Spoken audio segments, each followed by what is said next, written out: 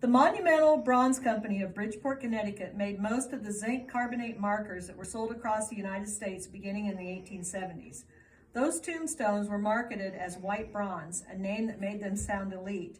However, they were known as zinkies because of their zinc composition. They were first sold through sales agents and later by catalog. Standard monument sets could be ordered. They could also be custom designed. The zinc alloy gravestones were cast from a mold. This made the lettering stand out on the metal plates. The casting process could be done in one step for simple stones, keeping the cost as low as $6. If a more elaborate design was created, the metal panels could be zinc welded in the foundry. This was done by heating molten zinc higher than its melting point and then pouring it into the joints between the cast pieces. This melted the surface of the edges and fused them together. Who comes up with this stuff? How do they figure this out? Yeah. It was a technique that held up well over the years. For less decorative markers, individual slabs could also be bolted together. Decorative plaques were then bolted to the metal. So in other words, they could send in just this plaque. They could buy the monument, then just send in this plaque and have it made, so it was cheaper.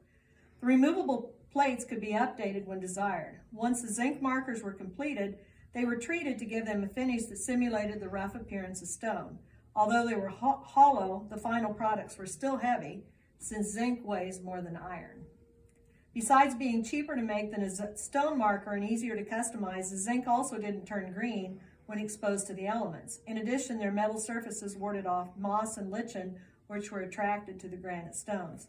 Some potential customers were concerned that the zinc markers wouldn't last as long as stone monuments. However, after 150 plus years, many zinc markers are still standing.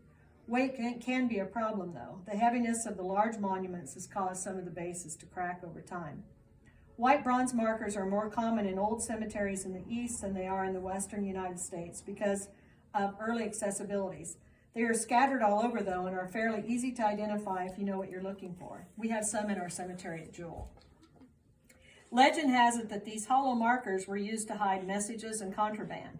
That would have made them especially helpful during the Prohibition years. A friend who first inspired me to seek them out told me that he and some of his friends stashed their liquor inside them at our little local cemetery in high school, and he showed me the specific markers. I'm guessing that was a purpose the creators didn't anticipate.